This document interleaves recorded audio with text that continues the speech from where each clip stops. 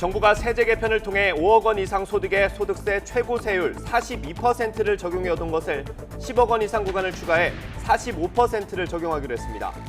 논란이 됐던 주식 양도세는 유지하되 양도 차익의 비과세 한도를 연간 5천만 원으로 높이고 증권거래세는 내년부터 내리기로 했습니다. 갈수록 악화하고 있는 미중 갈등의 불똥이 우리 기업에도 튀었습니다. 미 국무부 고위관리가 국내 통신사 중 유일하게 중국 화웨이 장비를 쓰고 있는 LG U+를 콕 집어서 화웨이와 거래를 중단하라고 요구했습니다.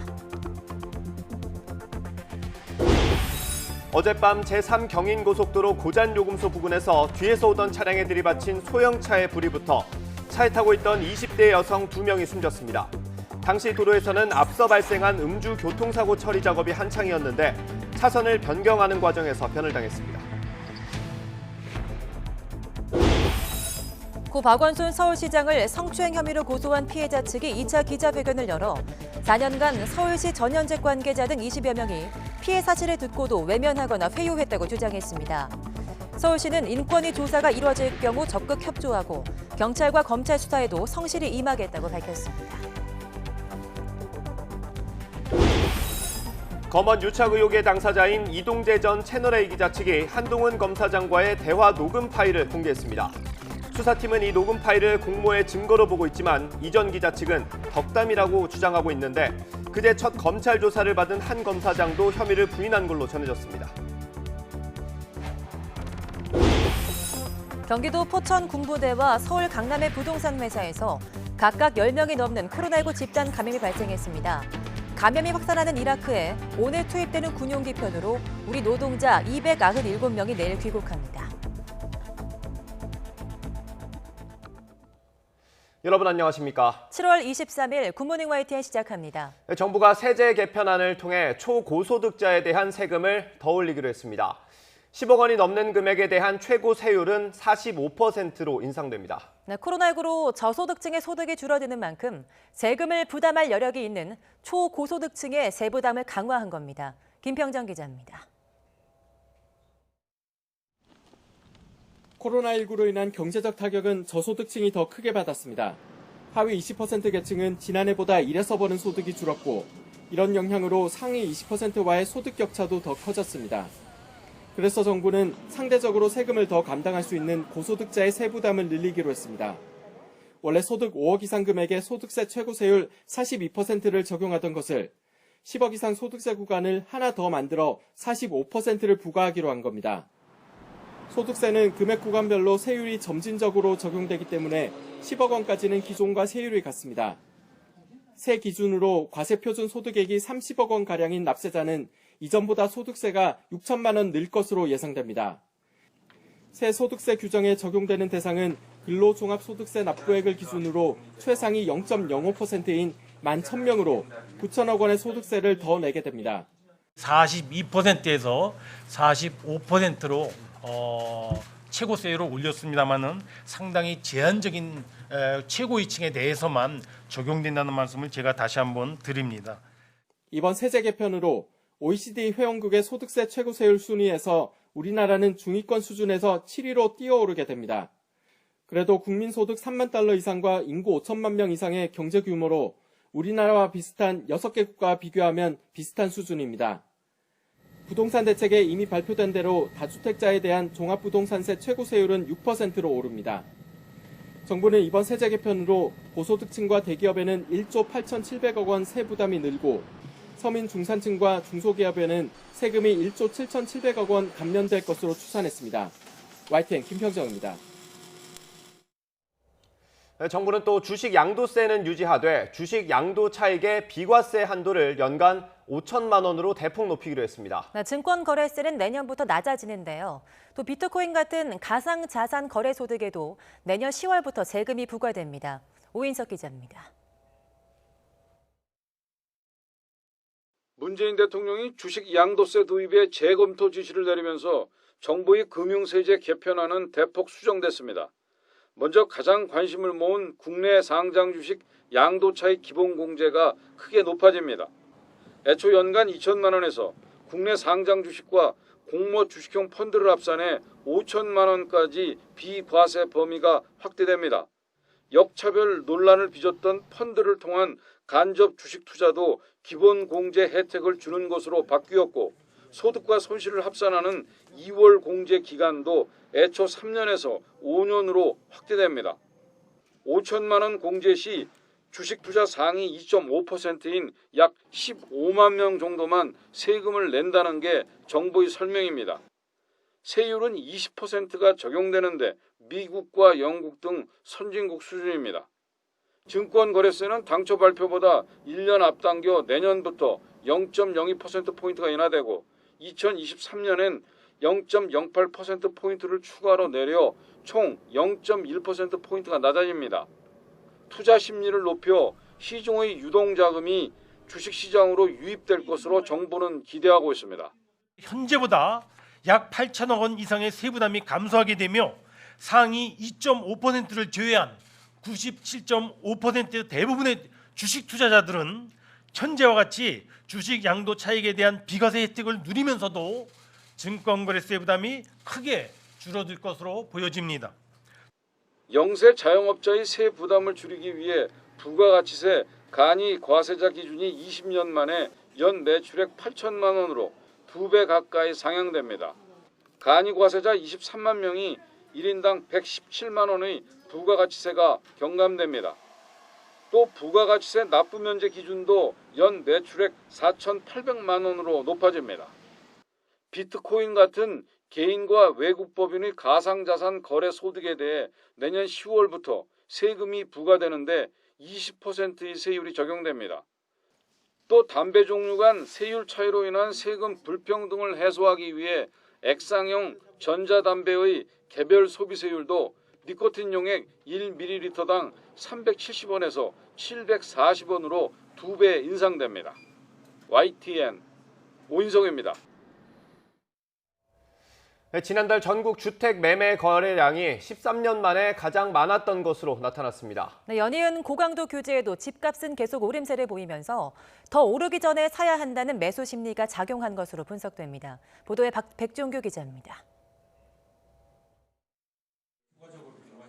집값을 잡겠다며 이번 정부 들어 부동산 시장에 22차례나 대책을 쏟아냈지만 부동산 시장에는 규제 따로, 집값 따로라는 일종의 내성이 생기는 부작용이 나타났습니다. 정책에 대한 신뢰마저 떨어졌고 결국 주택 거래량에도 이런 모습이 반영됐습니다. 올해 상반기 주택 매매량은 지난해 상반기보다 2배 넘게 늘어난 62만 800여 건을 기록했습니다. 지난 2006년 통계 작성 이후 최고치입니다. 또 최근 5년 상반기 평균 거래량보다도 35% 이상 많았습니다.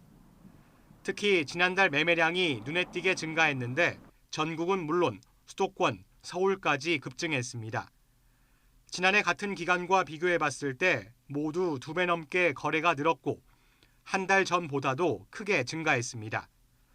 지방에서는 세종시의 거래가 전년보다 6배 이상 급증했고 충북도 3배 넘게 뛰었습니다. 이사철이 겹치는 계절적 영향도 없었지만 이런 결과가 나온 건 정부 규제에도 집값 오름세가 계속되자 불안감이 커진 수요자들이 분주하게 움직인 데 따른 것으로 분석됩니다. 집값이 더 오르기 전에 또 더 심한 규제가 나오기 전에 집을 사야 한다는 이른바 공황 구매 현상이 나타났고 영혼까지 끌어모은 대출이라도 해서 집을 사겠다는 젊은 층의 행태도 반영된 것으로 보입니다. 코로나 사태 발발 직후 급격히 안 좋아졌던 불안 심리가 다소 회복되고 유동성 확대의 효과가 퍼지면서 주택 투자 수요가 2분기로 가면서 점점 늘어난 것으로 볼 수 있습니다. 결국 정부가 고강도 규제를 연이어 내놓으며 시장을 옥죄고 있지만 정부 정책과 반대로 가는 시장의 흐름을 되돌려 놓을 수 있을지는 여전히 회의적입니다. YTN 백종규입니다. 부동산 정책이 오락가락 갈짓자 행보 끝에 그린벨트 해제 논의가 백지화되면서 이제 택지를 어디서 끌어오느냐가 큰 숙제가 됐습니다. 네, 결국 재건축, 재개발 규제 완화까지 나오는 거 아니냐 예측이 나오고 있습니다. 김현우 기자입니다. 지난달 토지거래 허가구역으로 묶인 서울 대치동 은마아파트. 매매하려면 구청의 허가를 받아야 하는데 예상과 달리 허가제 시행 직전보다 실거래가가 높았습니다. 허가제 시행 직전인 지난달 22일 전용 면적 84제곱미터가 21억 3천만 원에 거래됐습니다. 이후 지난 14일 강남구청이 매매 거래를 허가했는데 2천만 원 오른 21억 5천만 원입니다. 이런 매매 현상은 재건축 규제 완화에 대한 기대감이 반영된 것으로 풀이됩니다. 재건축 규제 완화에 대한 기대감 이런 것들은 어떻게 좀 없나요? 있죠. 그러니까 내 소문은 있는데 매물이 없어요, 현재로는. 주택 공급을 늘리기 위해 정부가 전방위로 택지 확보에 나섰지만 그린벨트를 묶어두기로 하면서 여의치 않습니다. 서울시는 최근 그린벨트 해제 대안으로 재개발과 재건축에 대한 규제 완화 카드를 꺼냈습니다. 대치동 은마아파트처럼 지은 지 오래돼 노후됐지만 재건축 조합 설립 인가조차 받지 못한 곳에 정비사업 속도를 내자는 것입니다. 실제 최근 몇 년 동안 서울 주택 공급의 70%가량은 재개발, 재건축 물량이 해소했습니다. 이 때문에 서울 지역 주택 공급을 늘리기 위해서는 지난 2014년 서울시가 만든 일반 주거지역 아파트 최고 층수를 35층으로 제한한 제도를 개선해야 할 필요가 있다는 목소리가 힘을 얻고 있습니다. 고밀 개발을 통한 층고 제한 완화가 필요하다고 보여지고요. 기존 3기 신도시가 총 30만 호 정도로 공급할 예정인데 종전의 용적률을 상향해서 추가적으로 공급을 확대할 수 있는 방향도 병행될 필요가 있겠습니다. 하지만 재건축 규제 완화는 사실상 집값 상승의 불쏘시개가 될 수 있어 후폭풍이 만만치 않습니다. 주택 공급을 늘려야 한다는 숙제를 안고 있는 정부의 고심이 깊어지는 가운데 이르면 다음 주 대책이 발표될 예정입니다. YTN 김현우입니다. 미국이 텍사스주 휴스턴에 있는 중국 총영사관에 대해 폐쇄를 통보하자 중국도 맞대응을 검토하면서 미중 관계가 악화일로를 걷고 있습니다. 중국 외교부는 미국 정부가 현지 시각으로 21일 오후 휴스턴 주재 중국 총영사관을 72시간 안에 폐쇄하라고 통보했다고 밝혔습니다. 왕원빈 중국 외교부 대변인은 정례 브리핑에서 이같이 말하고 미국의 요구는 국제법과 국제관계의 기본 규범 그리고 중미 영사협정에 심각하게 위배되는 일방적인 정치적 도발이라고 비난했습니다. 이런 가운데 중국 정부가 우한 주재 미국 총영사관을 폐쇄하는 것을 검토하고 있다고 로이터 통신이 보도했습니다. 화춘잉 중국 외교부 대변인은 미국 주재 중국 대사관에 폭탄 살해 협박이 있었다며 미국을 비난했다고 로이터 통신이 보도했습니다. 화 대변인은 어제 텍사스주 휴스턴의 중국 총영사관을 폐쇄하라고 요구한 미국 정부가 부채질한 증오와 중상의 결과로 중국 대사관이 폭탄 살해 협박을 받았다고 밝혔습니다. 갈수록 악화하고 있는 미중 갈등의 불똥이 우리 기업으로도 튀었습니다. 미 국무부 고위 관리가 국내 통신사 가운데 유일하게 중국 화웨이 장비를 사용하고 있는 LG U+를 콕 집어서 화웨이와의 거래를 중단하라고 촉구했습니다. 박철원 기자의 보도입니다. 미 국무부 내에서 사이버 국제정보통신을 담당하는 고위 관리가 화상 브리핑을 통해 미국의 5G, 즉 5세대 이동통신망 안보 정책을 설명했습니다. 그는 먼저 중국 화웨이 장비에 의한 5G 통신망 구축은 매우 중대한 안보 이슈에 직결돼 있다며 우려감을 나타냈습니다. The issue when one is deploying Huawei technology is the ability for the Chinese Communist Party to make the decision that they would want to undermine that technology by disrupting it or using it as a surveillance tool. 그러면서 스트레이아 차관보는 LG U+ 등의 기업에게 사실상 중국 통신 장비 업체 화웨이와의 거래 중단을 촉구했습니다. We would urge companies like LG U+ to migrate away from untrusted vendors to trusted vendors.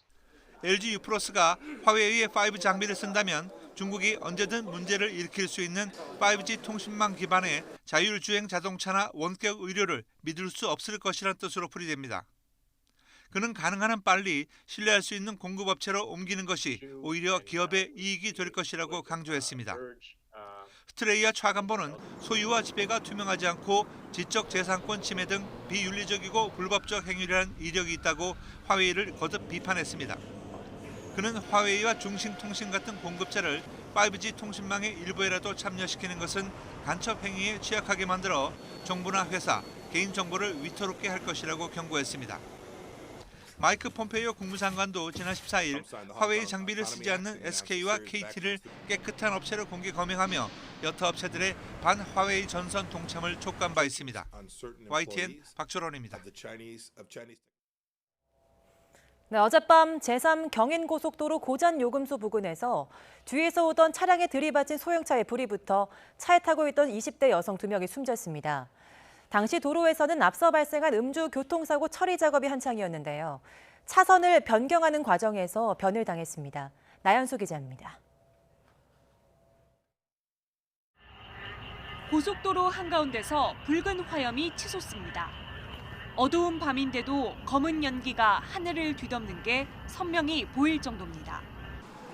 제3 경인고속도로 인천 방향 고잔요금소를 1km가량 앞둔 지점에서 커다란 폭발음이 발생한 건 어젯밤 10시 45분쯤. 검은 승용차 한 대가 앞서 멈춰있던 소형차를 들이받으며 폭발로 이어진 겁니다. 소형차는 앞에서 교통사고 처리 작업이 한창인 걸 보고 멈춰섰다가 상황을 확인한 뒤 차로 변경을 하려던 참이었습니다. 처음 사고는 1차선에서 발생했습니다. 소형차 한 대가 사고 현장을 앞두고 멈추어 섰고 뒤에서 달려오던 다른 차량이 이 소형차를 들이받으면서 폭발과 함께 2차선으로 튕겨 나갔습니다.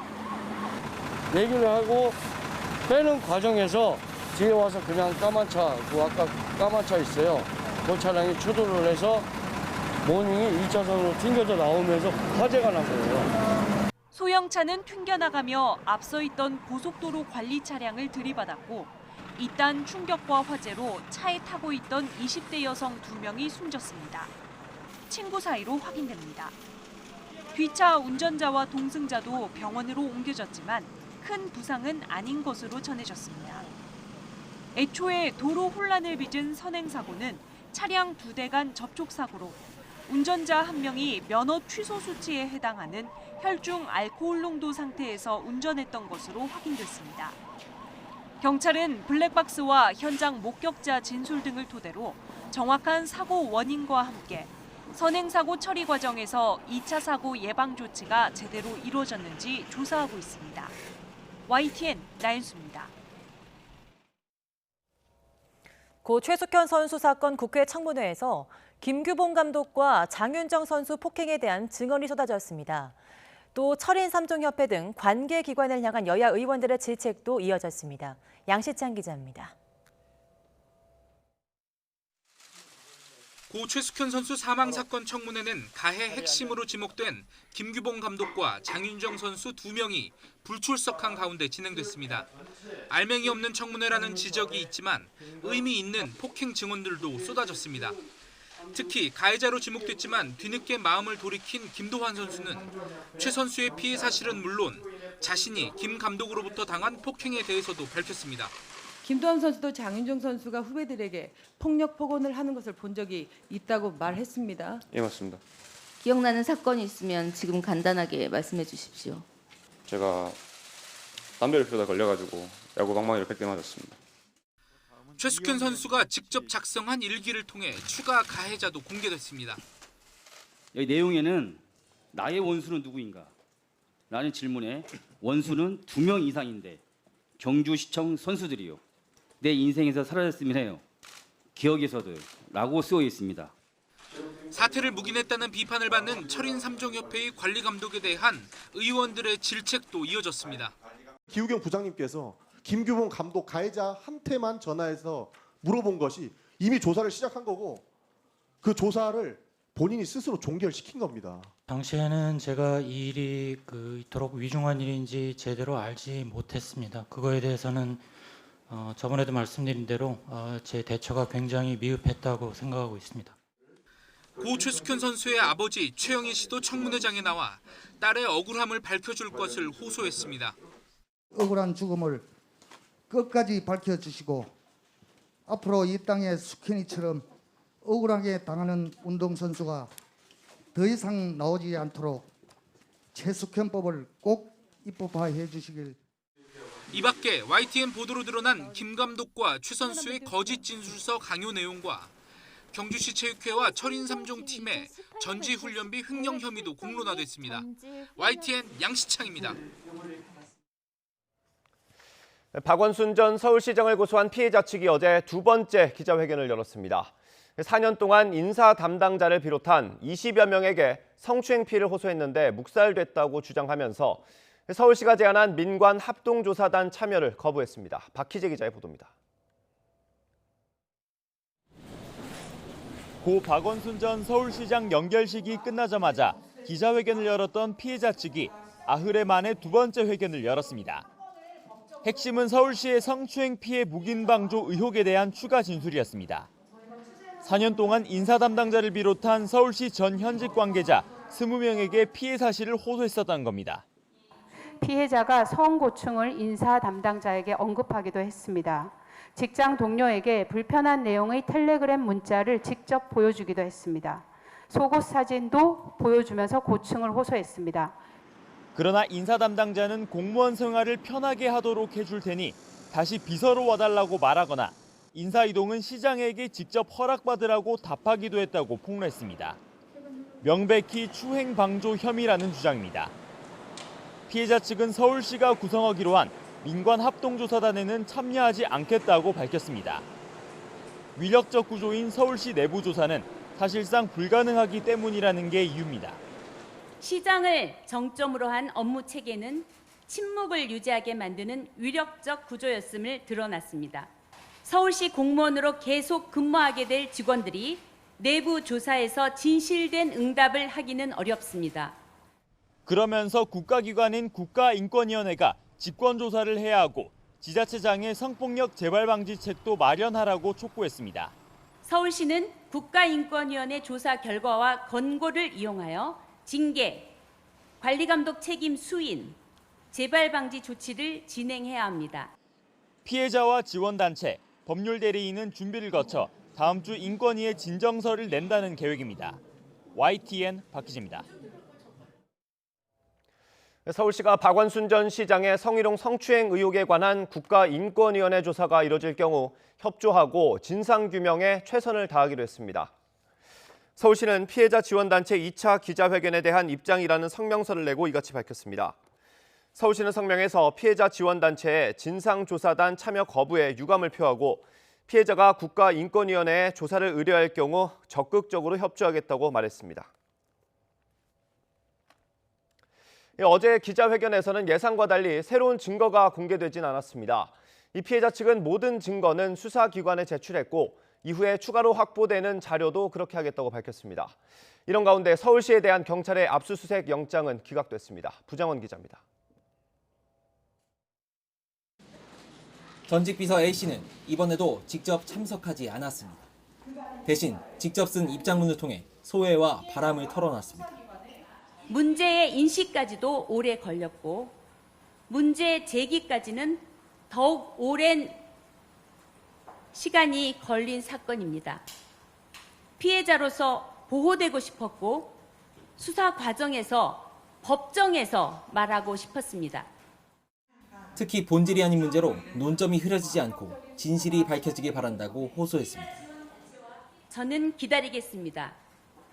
그 어떠한 편견도 없이 적법하고 합리적인 절차에 따라 과정을 밝혀지기를. 고 박원순 전 서울시장의 성추행 의혹과 관련한 결정적 증거가 나올 것이라는 일각의 예측과 달리 이번 회견에선 새로운 증거가 공개되지 않았습니다.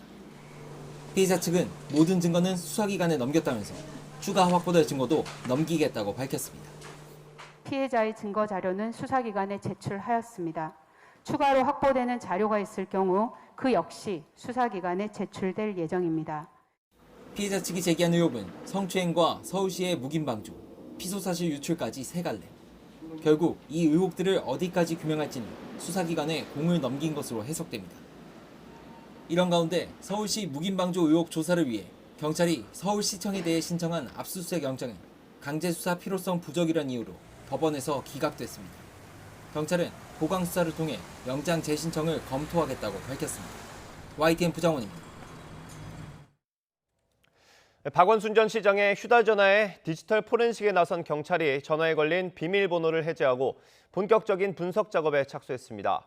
서울지방경찰청은 어제 유가족의 대리인과 서울시 측이 참관한 가운데 박 전 시장이 숨진 장소에서 확보한 업무용 휴대전화인 아이폰 한 대의 봉인을 해제하고 포렌식 작업에 착수했다고 밝혔습니다.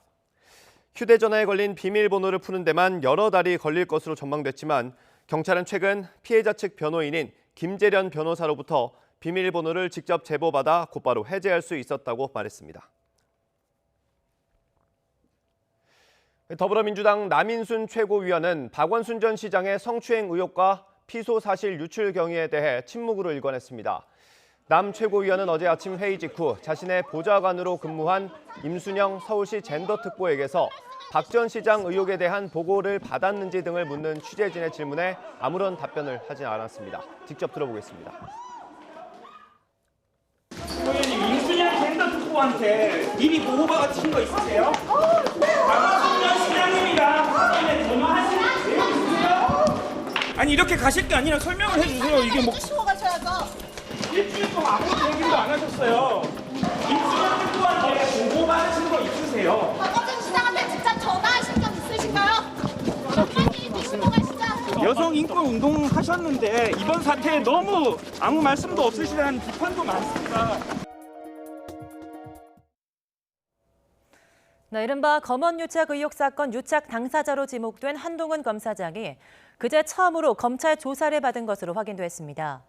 서울중앙지방검찰청은 그제 오전 11시 반부터 저녁 8시 반까지 9시간 동안 한 검사장을 피해자 신분으로 비공개 소환해 조사했습니다. 검찰은 한 검사장을 상대로 이 전 기자가 유시민 노무현재단 이사장의 신라젠 의혹 연루 정황을 취재하는 과정에 관여한 사실이 있는지를 추궁한 것으로 알려졌습니다. 이에 대해서 한 검사장은 관련 혐의를 전면 부인한 것으로 전해졌습니다.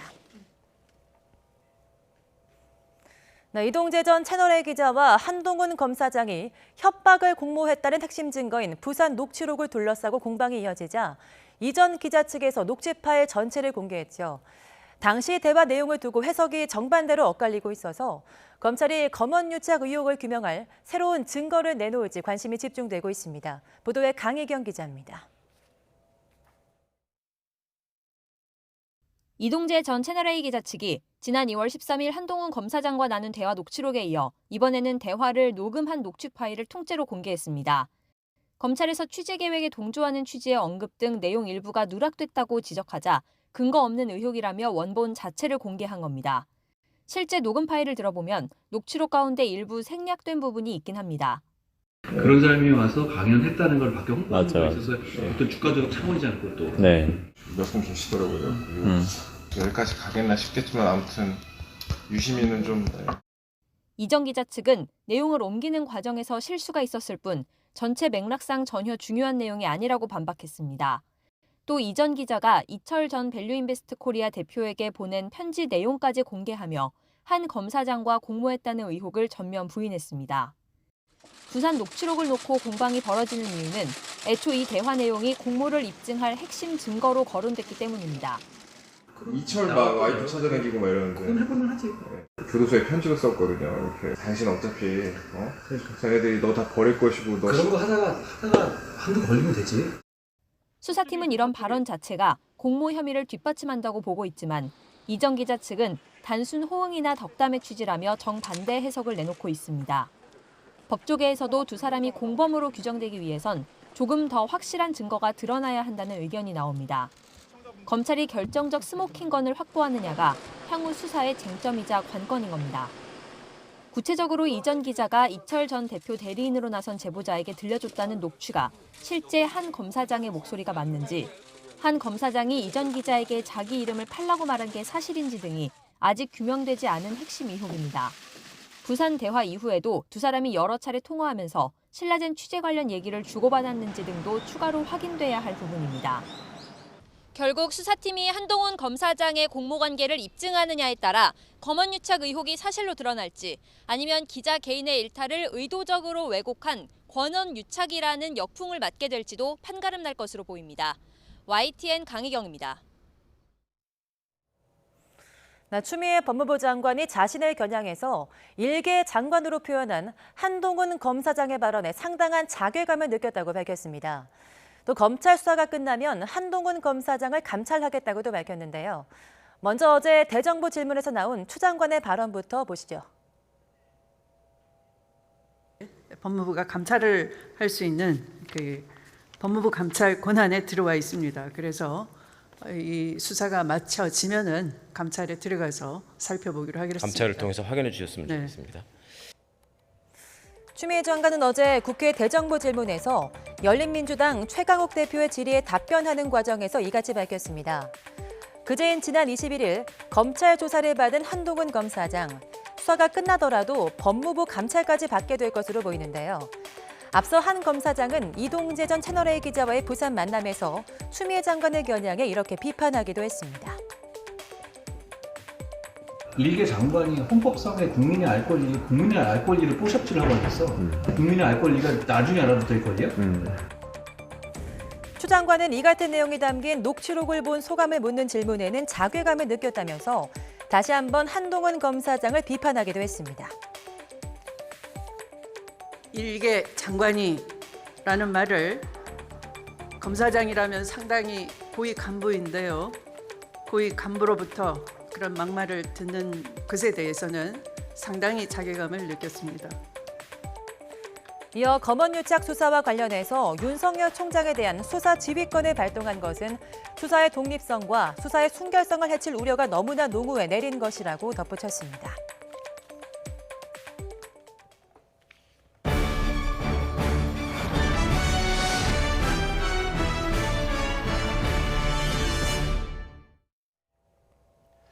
연일 행정수도 이전을 강조하고 있는 더불어민주당은 지난주 자체적으로 수도 이전 관련 여론조사를 진행했고 그 결과가 긍정적으로 나온 데 자신감을 얻은 것으로 알려졌습니다. 미래통합당은 국면 전환용에 불과하다고 비판적 입장을 취하고 있지만 내부에서는 찬성하는 목소리도 터져나오고 있습니다. 보도에 김주영 기자입니다.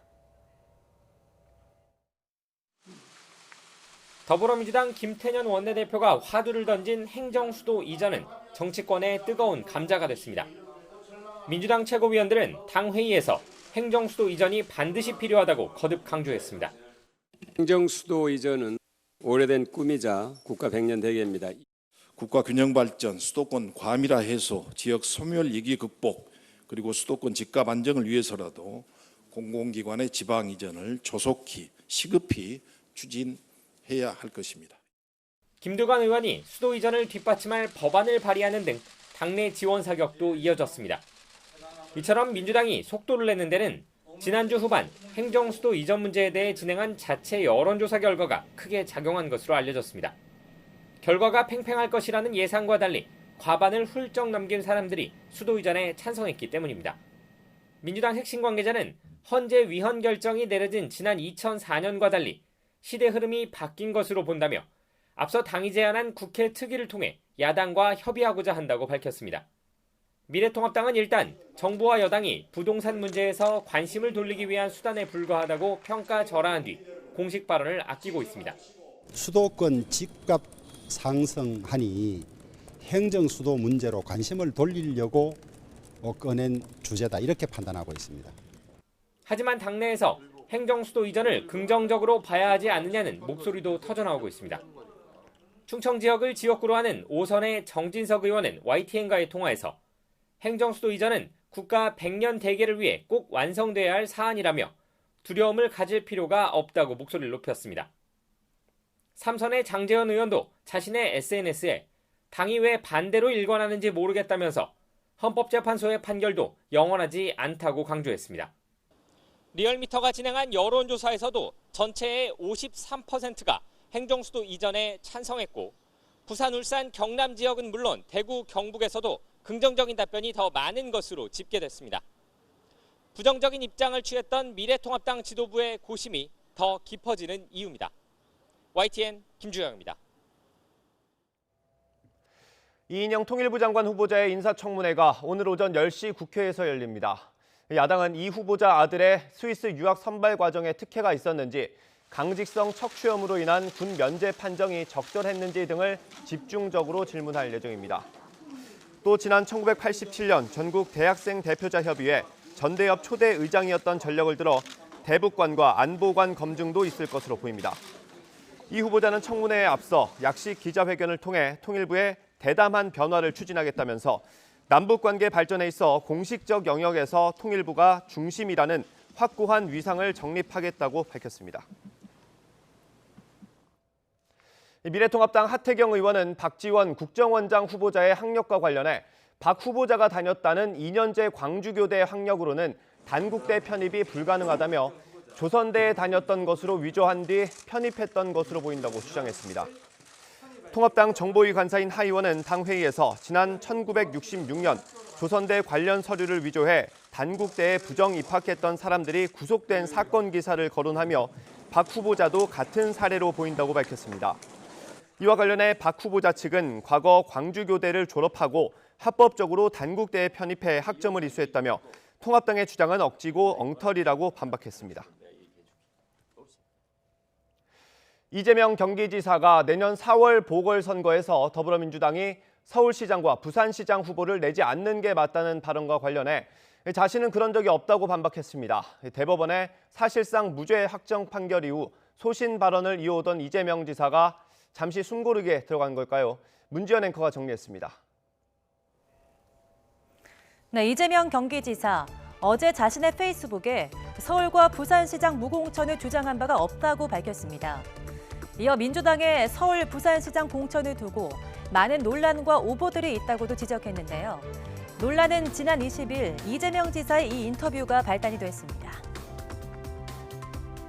우리가 그게 그냥 말도 아니고 규정으로 무슨 중대한 무슨 비리 혐의로 이렇게 될 경우에는 공천하지 않겠다고 써놨지 않습니까? 당원 당규에 썼죠. 네. 그러면 저는 정말 아프고 손실이 크더라도 기본적으로 약속을 지키는 게 맞다고 생각해요. 공천하지 않는 게 맞다고 생각하고요. 네, 시청자 여러분들은 어떻게 받아들이셨나요? 이재명 지사는 이 언론 인터뷰는 의견을 말한 것뿐이고 이를 주장하고 관철하려고 적극적으로 노력할 의사는 없다고 설명했습니다. 특히 서울시장의 무공천 논의는 당연히 시장의 중대한 잘못을 전제로 하고 있다고도 밝혔는데요. 이어 잘못이 없다면 책임질 이유도 없다며 무공천을 어기는 것이 불가피하다면 어겨야 한다고도 강조했습니다. 네, 이런 이재명 지사의 무공천 발언은 여권 내 유력한 대권 주자인 이낙연 의원과의 미묘한 신경전으로도 번지기도 했습니다. 이낙연 의원은 이재명 지사를 겨냥해서 미리 싸우는 게 왜 필요한가라고도 지적했습니다. 일단 이재명 경기지사가 한 발 물러서는 모양새인데요. 이번엔 통합당 소속인 원희룡 지사가 논란에 가세했습니다. 원희룡 지사는 이재명 지사가 정치적 이익을 위해서 눈 하나 까딱하지 않고 말을 바꿨다면서 국민을 바보로 아느냐, 우린 환청을 들은 거냐면서 비난을 이어갔습니다. 무공천 논란에서 기본주택 공급, 비정규직에 더 많은 임금을 주겠다는 주장까지 대법원 판결 이후 이재명 지사 행보 하나하나가 정치권의 시선을 모으고 있는 건 분명해 보입니다. 지금까지 앵커 리포트 문지연이었습니다. 문재인 대통령이 다음 주쯤 청와대 일부 수석과 비서관급 이상 참모들을 교체할 걸로 보입니다. 이번 인사는 정무와 국민소통, 사회수석 등 소폭에 그칠 것으로 보이는데 문재인 정부 3기 청와대를 이끌 실장급 개편도 9월 전후에 이뤄질 가능성이 있습니다. 신호 기자의 보도입니다. 문재인 대통령이 다음 주쯤 수석비서관급 참모 인사를 단행합니다. 청와대는 지난주부터 후보군에 대한 인사 검증에 착수했습니다. 여권 관계자는 수석급 교체 대상으로 정무수석과 국민소통수석, 사회수석을 포함해 서너 명이 유력하다고 말했습니다. 정무수석에는 박수현 전 청와대 대변인 발탁이 유력합니다. 문 대통령이 개원 연설에서 협치를 강조한 만큼 야당과의 소통 능력을 고려한 것으로 보입니다. 국민소통수석에는 비언론인 출신이 거론되는 것으로 전해졌습니다. 강기정, 윤두한 수석은 노영민 비서실장과 함께 발탁돼 1년 반 넘게 호흡을 맞춰왔다는 공통점이 있습니다. 재작년 11월 임명돼 현직 최장수 수석비서관인 김현명 사회수석도 교체될 전망입니다. 당초 청와대 고위 참모들의 다주택 논란과 관련한 문책성 인사가 있을 것이라는 예상은 빗나갔습니다. 강남 2주택 보유자인 김조원 민정수석이 집 한 채를 팔면서 직을 유지하기로 한 것으로 알려졌습니다. 이번 참모진 개편에는 대통령의 국정 지지율 하락 국면 속에 인적 쇄신 의미가 있습니다. 여권 관계자는 한꺼번에 대폭 교체에 나설 경우 부동산 문제 등에 대한 비판이 거센 상황에서 국정 장악력이 떨어질 수 있다는 고려도 반영된 것으로 안다고 밝혔습니다. 노영민 비서실장 이후 3기 청와대를 이끌 실장급 참모진 개편과 개각도 9월 정기국회 전후에 단행될 것으로 관측됩니다. YTN 신호입니다.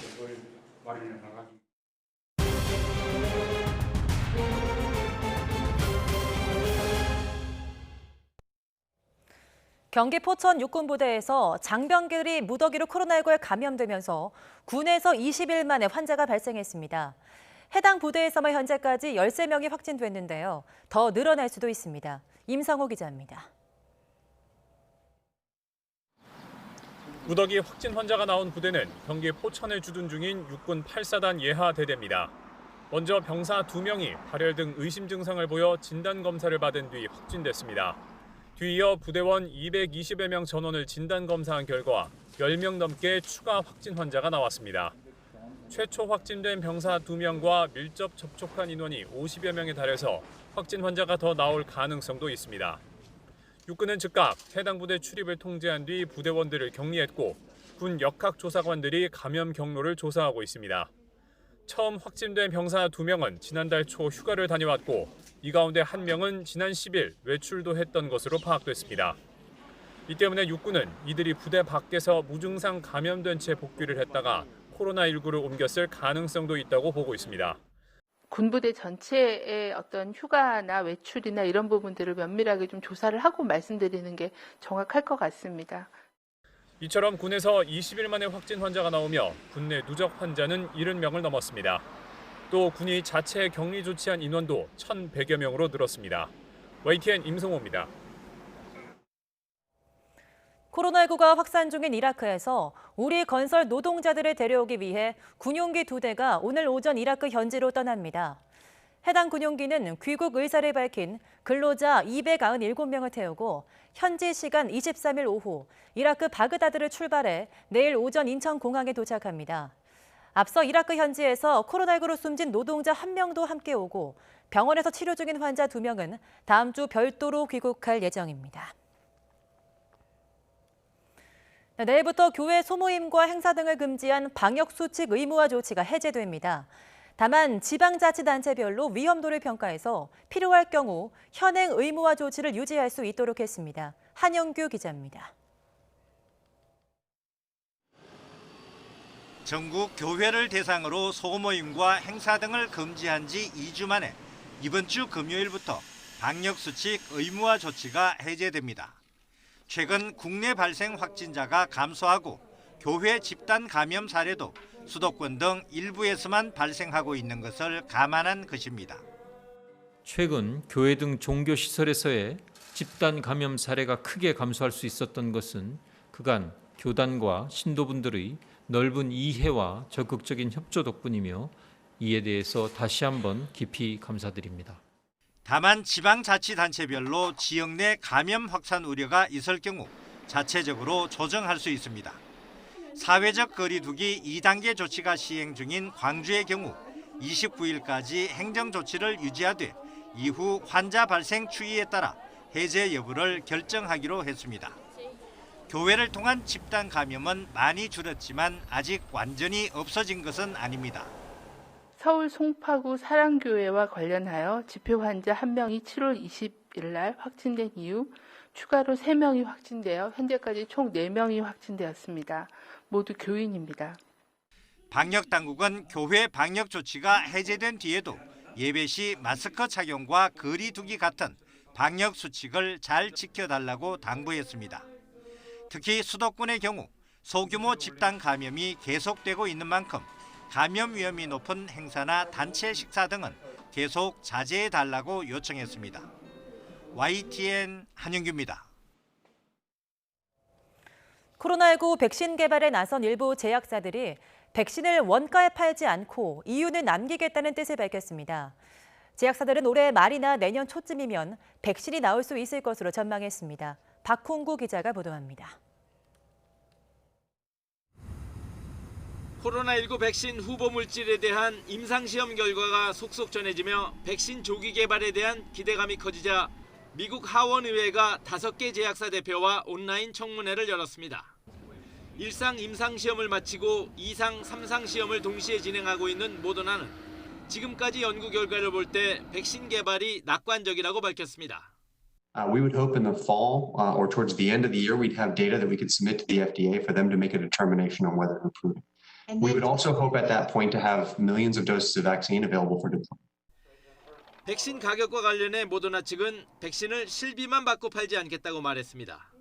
미국 정부에서 백신 개발비로 4억 8천만 달러, 우리 돈 약 5,700억 원을 지원받고도 이윤을 붙여 팔겠다는 입장을 밝힌 것입니다.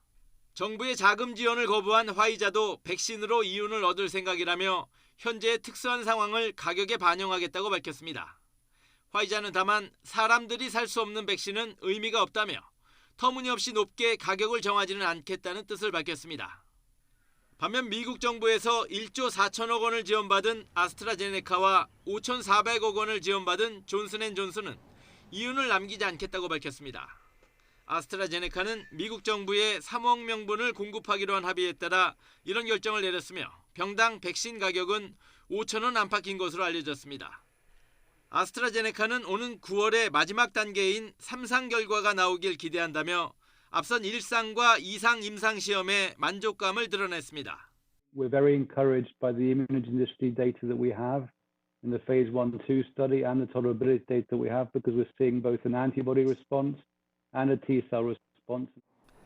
이 밖에 존슨앤존슨은 9월부터 다양한 계층을 대상으로 3상 임상시험을 진행해 내년 3월까지 1억 명분의 백신을 생산할 계획이라고 밝혔고 머크사도 곧 임상시험에 들어가지만 올해 안에 백신이 나오기는 어렵다고 밝혔습니다. YTN 박홍구입니다. 수돗물에서 유충이 발견됐다는 신고가 잇따르는 가운데 인천 지역의 민원 신고가 전국에서 가장 많은 것으로 집계됐습니다. 지난해 붉은 수돗물 사태로 필터를 설치한 가정이 많아서 유충이 더 눈에 띄었다는 분석입니다. 엄윤주 기자입니다. 결혼을 앞두고 인천 서구에 미리 신혼집을 마련한 조민지 씨. 수돗물을 이용할 때마다 노심초사입니다. 샤워기 필터는 정체불명 검은 가루로 뒤덮여 찝찝함이 이를 데 없고 설거지할 땐 유충이 없는지 살펴보는 게 일이 됐습니다. 샤워하고 나서도 계속 이제 유충이 나왔나 확인하고 있고 이제 뭐 이물질도 계속 같이 나오니까 너무 불안해서 샤워할 때마다 확인하고 또 확인하고 하니까 너무 불편해서 같이 이제 신혼집 합치는 것도 미루게 되더라고요. 이웃집에서 유충이 나왔다는 소식에 필터를 교체한 가정도 있습니다. 정수기도 못 믿어워 물을 사 먹은 지 일주일째입니다. 필터도 바꾸고 생수도 많이 진짜 사서 쟁여놓고 이는 정수기물로 부분은 닦고요. 딸은 생수로 입 닦고 정수기도 믿기는 힘들고. 지난 9일 처음으로 유충 관련 민원이 나온 인천 지역의 경우 지금까지 누적 신고 건수가 814건에 이르는데 이 가운데 실제로 유충이 발견된 사례는 211건으로 늘었습니다. 그렇다고 인천에 유충이 유독 많다는 것을 의미하는 건 아니라는 게 전문가들의 의견입니다. 지난해 붉은 수돗물 사태를 겪으면서 인천 시민들이 수도꼭지 필터 등을 적극적으로 활용하고 물에 대한 관심이 크기 때문에 제보가 활발하다는 겁니다.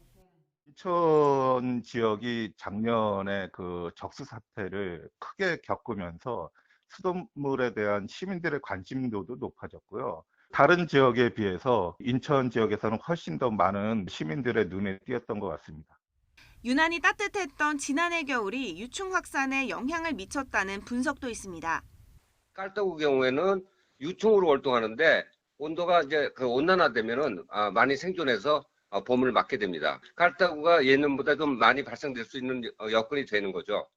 전국적으로 유충 관련 제보가 끊이지 않으면서 환경부는 비상상황실 운영에 들어갔습니다.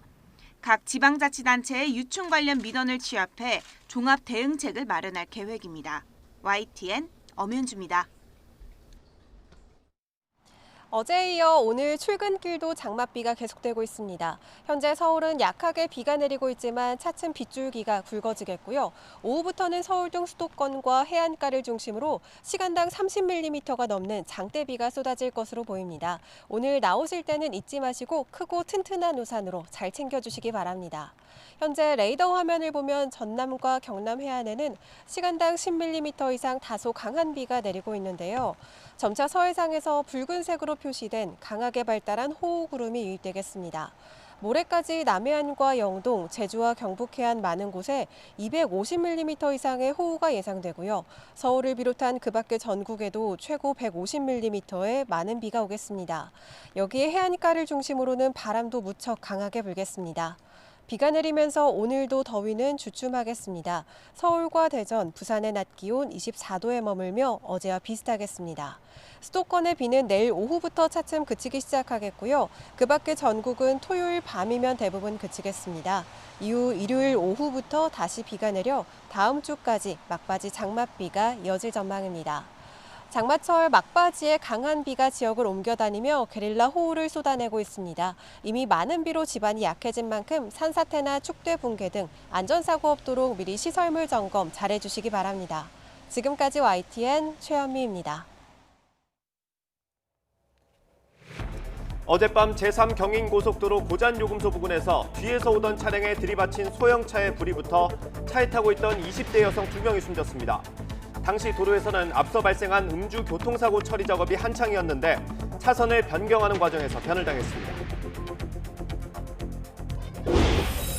갈수록 악화하고 있는 미중 갈등의 불똥이 우리 기업에도 튀었습니다. 미 국무부 고위관리가 국내 통신사 중 유일하게 중국 화웨이 장비를 쓰고 있는 LG U+를 콕 집어서 화웨이와 거래를 중단하라고 요구했습니다. 정부가 세제 개편을 통해 5억 원 이상 소득에 소득세 최고세율 42%를 적용해 오던 것을 10억 원 이상 구간을 추가해 45%를 적용하기로 했습니다. 논란이 됐던 주식 양도세는 유지하되 양도 차익의 비과세 한도를 연간 5천만 원으로 높이고 증권거래세는 내년부터 내리기로 했습니다. 검언 유착 당사자인 이동재 전 채널A 기자 측이 한동훈 검사장과의 대화 녹음 파일을 공개했습니다. 수사팀은 이 녹음 파일을 공모의 증거로 보고 있지만 이 전 기자 측은 덕담이라고 주장하고 있는데 그제 첫 검찰 조사를 받은 한 검사장도 혐의를 부인한 것으로 전해졌습니다.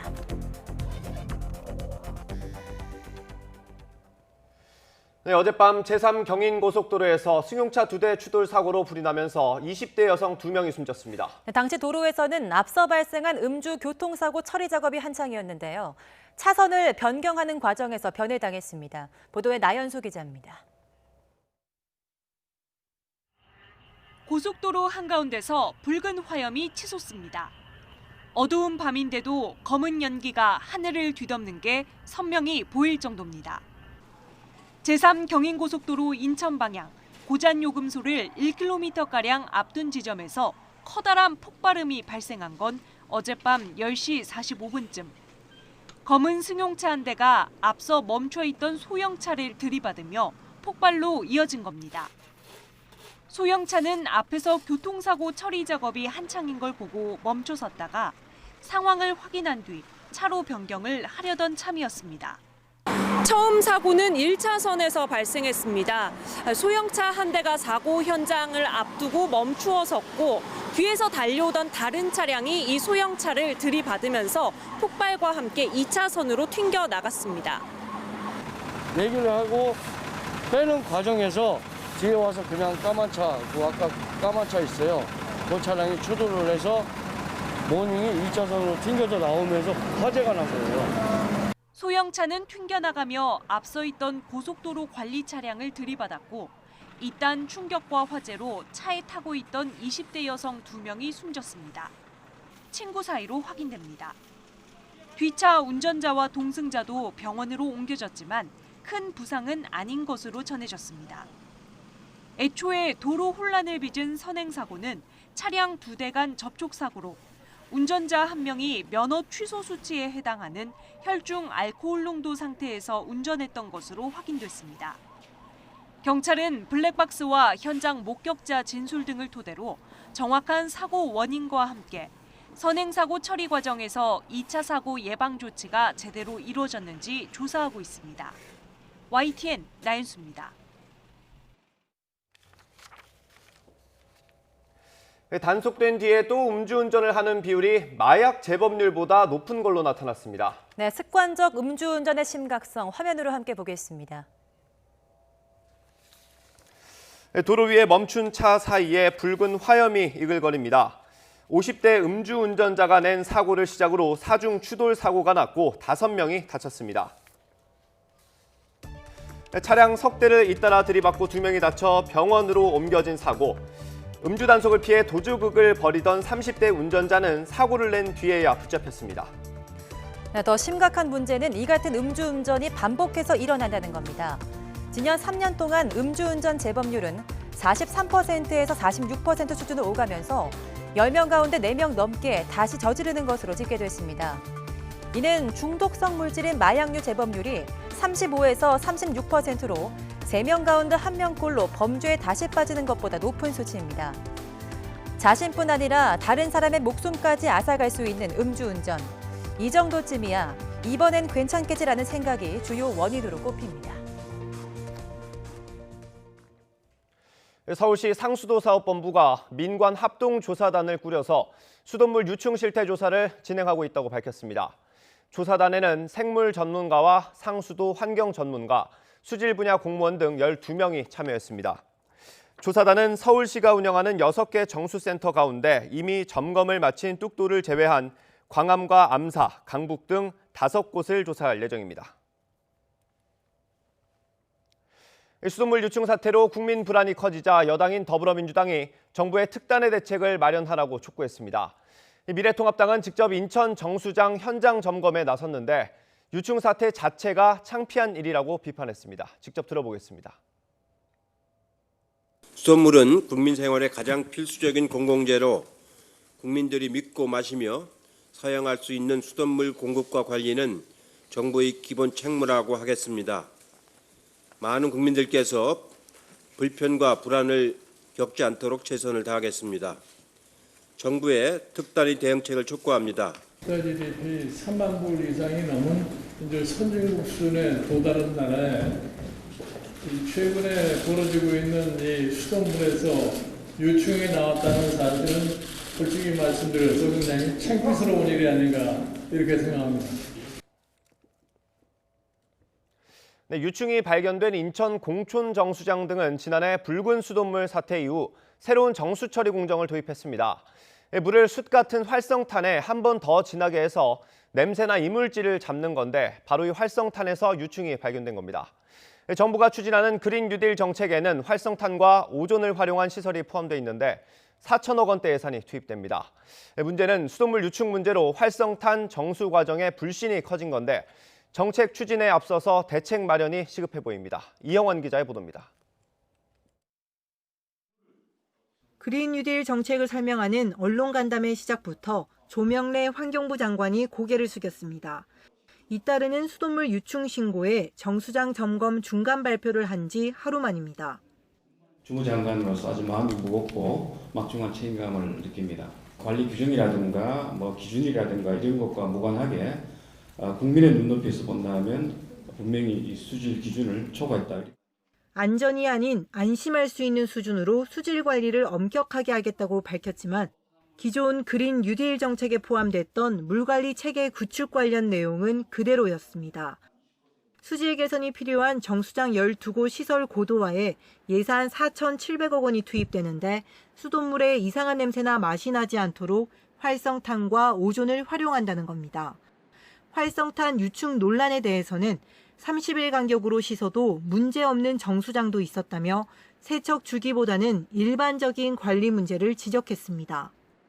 운영하면서 그러한 문제들이 발생을 안 하다 보니까 그런 기준들이 좀 느슨하게 지켜진 어떤 그런 문제가 있었다고 보고요. 정수장에 대한 인식을 좀 이제 달리할 필요가 있는 것 같습니다. 이에 전국 정수장 전수조사 결과가 정리되는 대로 관리를 어떻게 해야 할지 명확한 지침을 만들겠다는 방침입니다. 또 상황실을 가동해 전국 수돗물 유충 신고 현황을 파악한 뒤 문제되는 배수지 일부에 정밀 여과 장치를 도입하는 방안을 검토하겠다고 밝혔습니다. YTN 이영훈입니다. 시중에 풍부한 유동자금과 잇따른 규제가 부른 이른바 공황 구매 현상 탓에 지난달 주택 매매 거래량이 13년 만에 최고치를 기록했습니다.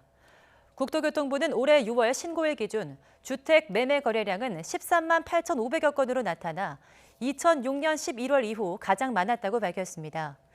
이는 부동산 매매거래 신고제가 도입된 2006년 이후 역대 두 번째로 많은 거래량이며 지난 5월과 비교했을 때는 66%나 증가한 수치입니다. 서울의 경우 주택 19,400여 건이 거래됐는데 이는 한 달 전보다 89.8% 증가했고 1년 전보다는 116.5%나 거래가 늘었습니다. 네, 서울에서 지난 1년 동안 전셋값이 가장 많이 오른 지역은 강남구인 것으로 확인됐습니다. 부동산 정보업체 경제만렙이 KB부동산 주택가격 현황을 분석한 결과 서울 아파트의 3.3제곱미터 평균 전셋값은 지난해 6월 1,752만 원에서 지난달 1,865만 원으로 113만 원이 올랐습니다. 지역별로 보면 강남구가 2,770만 원에서 3,149만 원으로 13.7% 상승해 유일하게 두 자릿수 상승률을 기록했습니다. 네, 최근 한 사모펀드가 서울 강남에 있는 아파트 한 동을 통째로 사들이면서 큰 화제가 되었습니다. 이 부동산 사모펀드는 빌딩이나 오피스 건물을 사서 차후에 수익을 내는 게 보통인데요. 아파트 투자 자체가 상당히 이례적인 일이기 때문입니다. 부동산 사모펀드가 아파트 매입에 나선 이유, 최하영 기자가 보도합니다. 46가구가 사는 서울 강남 한복판에 있는 한 동짜리 아파트입니다. 지난달 이 아파트가 한 채도 아니고 한 동 통째로 420억 원에 팔렸습니다. 더 놀라운 건 이 아파트를 사들인 게 개인이나 법인이 아니라 소수 투자자가 자금을 모아 운용하는 부동산 사모펀드라는 겁니다. 부동산 사모펀드는 주로 사무용 빌딩이나 상가, 오피스텔 등에 투자해 임대 수익을 노리는 게 보통입니다. 이번 아파트 투자가 이례적인 이유입니다. 이지스 자산운용의 이 사모펀드는 입주한 지 20년이 넘은 해당 아파트를 리모델링해 신규 주택으로 공급할 계획입니다. 아파트를 투자해서 이걸 리모델링하거나 또는 재건축해서 그 수익률을 놀아주는 것은 흔치 않은 일입니다. 다른 상품보다 부동산 상품의 투자 수익률이 높기 때문에. 물론 사모펀드로 아파트에 투자하는 게 불법은 아닙니다. 오히려 틈새 시장을 공략했다는 반응도 나옵니다.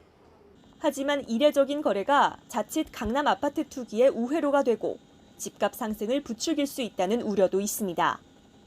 정부가 다주택자와 임대사업자를 옥죄는 상황에서 굳이 주택을 소유하지 않고도 투자만으로 수익을 올릴 수 있는 방법이 생겼기 때문입니다. 다주택 보유에 대한 규제가 워낙 강력해져서 투자 상품성이 있는 그런 주거용 상품이라면 개인이 직접 가지고 있는 것보다 세제적인 이점도 있는 데다가 결국 부동산 사모펀드가 아파트 매입에 손을 댄 건 돈이 되기 때문입니다. 동시에 개인 투자자 입장에서는 아파트를 직접 사지 않아도 막대한 수익을 충분히 낼 수 있다는 확실한 메시지를 준 겁니다. YTN 최하영입니다. 네, 이처럼 강남 아파트를 통째로 사들일 수 있는 사모펀드는 부동산 시장의 큰 손으로 불립니다. YTN 취재 결과 부동산 사모펀드 규모가 문재인 정부 들어서 불과 3년 만에 2배나 급증한 것으로 나타났습니다. 현재 부동산 사모펀드 규모는 무려 100조 원 이상인데요. 이렇게 급증할 만한 데는 그럴 만한 이유가 있었습니다. 이어서 이대건 기자의 보도입니다. 부동산 시장의 큰손 또는 괴물로까지 불리는 부동산 사모펀드 규모가 문재인 정부 들어 가파르게 상승했습니다. 금융투자협회 공식 자료를 보면 현 정부가 출범한 2017년 5월 말 51조 원 정도에 머물던 규모는 3년 뒤 103조 원 이상으로 늘었습니다. 불과 3년 새 2배나 급증한 겁니다. 여기에 제2의 라임 사태로 불리는 옵티머스 자산운용처럼 공시와 다르게 투자한 부동산 투자액까지 합하면 103조 원을 훌쩍 넘을 수도 있습니다. 이렇게 급증한 이유는 무엇일까? 현 정부 들어 투자 활성화 명분으로 규제를 대폭 완화했기 때문입니다. 지난 2018년 하반기 두 차례 개편에 이어 지난해에는 부동산 간접 투자 활성화 방안까지 추가됐습니다. 그 결과 취등록세와 재산세 감면, 그리고 분리과세 혜택, 종부세 사실상 면제 등 각종 혜택이 주어진 겁니다. 이 때문에 우회적인 부동산 투기 수단으로 충분히 활용할 수 있게 됐습니다. 이런 혜택을 등에 업고 100조 원대로 몸집을 불린 사모펀드가 부동산 전체 시장에 미치는 영향은 막대합니다. 정부 여당은 부동산 가격 폭등이 시중에 넘쳐나는 유동성 때문이라고 말을 하고 있는데요. 그 가운데 103조에 달하는 부동산 펀드가 핵심이라고 봅니다. 이 부동산 펀드는 각종 세제 특혜를 받고 있는데 문재인 정부뿐만 아니라 역대 정권이 이 부동산 펀드를 장려해 왔습니다. 최근 추미애 법무부 장관도 부동산 사모펀드는 다주택 규제를 피하고 임대 수익뿐만 아니라 매각 차익까지 노리는 것이라며 금융과 부동산을 분리해야 한다고 지적했습니다. 이를 건드리지 않는 정부의 부동산 정책은 실효성이 떨어질 수밖에 없다는 의미이기도 합니다. 어찌 보면 현 정부 초기 부동산 정책의 패착이었던 임대사업자 등록 혜택과 유사합니다. 엉뚱한 곳만 찌르는 부동산 정책이 제대로 효과를 내지 못했던 여러 이유 가운데 하나일 수 있습니다. YTN 이더훈입니다. 국회는 대정부 질문 이틀째인 오늘 경제 분야에 대한 질의에 나섭니다. 오늘 대정부 질문에는 최근 부동산 가격 폭등과 관련한 대책과 세제 개편 등이 핵심 쟁점이 될 것으로 보입니다. 오늘 대정부 질문에는 정세균 국무총리와 홍남기 경제부총리 겸 기획재정부 장관, 김현미 국토교통부 장관 등이 참석합니다. 네, 정부가 세제 개편안을 발표했습니다. 코로나19로 재정 지출이 크게 늘어난 상황에서 상대적으로 여력이 있는 고소득층의 세부담을 늘리기로 했는데요. 이 소득세 최고 세율도 높이고 다주택자 종부세도 인상했습니다. 김평정 기자입니다. 코로나19로 인한 경제적 타격은 저소득층이 더 크게 받았습니다. 하위 20% 계층은 지난해보다 1에서 버는 소득이 줄었고 이런 영향으로 상위 20%와의 소득 격차도 더 커졌습니다. 그래서 정부는 상대적으로 세금을 더 감당할 수 있는 고소득자의 세부담을 늘리기로 했습니다. 원래 소득 5억 이상 금액의 소득세 최고세율 42%를 적용하던 것을 10억 이상 소득세 구간을 하나 더 만들어 45%를 부과하기로 한 겁니다. 소득세는 금액 구간별로 세율이 점진적으로 적용되기 때문에 10억 원까지는 기존과 세율이 같습니다. 새 기준으로 과세표준 소득액이 30억 원가량인 납세자는 이전보다 소득세가 6천만 원 늘 것으로 예상됩니다. 새 소득세 규정에 적용되는 대상은 근로종합소득세 납부액을 기준으로 최상위 0.05%인 11,000명으로 9천억 원의 소득세를 더 내게 됩니다. 42%에서 45%로 최고세율을 올렸습니다마는 상당히 제한적인 최고위층에 대해서만 적용된다는 말씀을 제가 다시 한번 드립니다. 이번 세제 개편으로 OECD 회원국의 소득세 최고세율 순위에서 우리나라는 중위권 수준에서 7위로 뛰어오르게 됩니다. 그래도 국민소득 3만 달러 이상과 인구 5천만 명 이상의 경제 규모로 우리나라와 비슷한 6개 국가와 비교하면 비슷한 수준입니다. 부동산 대책에 이미 발표된 대로 다주택자에 대한 종합부동산세 최고세율은 6%로 오릅니다. 정부는 이번 세제 개편으로 고소득층과 대기업에는 1조 8,700억 원 세부담이 늘고 서민 중산층과 중소기업에는 세금이 1조 7,700억 원 감면될 것으로 추산했습니다. YTN 김평정입니다. 네, 오는 2023년부터 도입되는 국내 주식 양도소득세 비과세 한도가 연간 5천만 원까지 확대되고 증권거래세는 내년부터 인하됩니다. 애초 정부는 국내 상장 주식 양도차익의 기본 공제를 연간 2천만 원으로 설정했지만 국내 상장 주식과 공모 주식형 펀드를 합산해 연간 5천만 원까지 비과세 범위를 확대하기로 결정했습니다.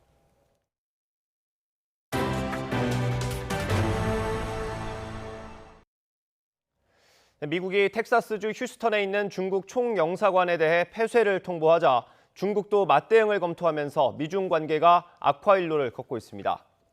중국 외교부는 미국 정부가 현지 시각으로 21일 오후 휴스턴 주재 중국 총영사관을 72시간 안에 폐쇄하라고 통보했다고 밝혔습니다.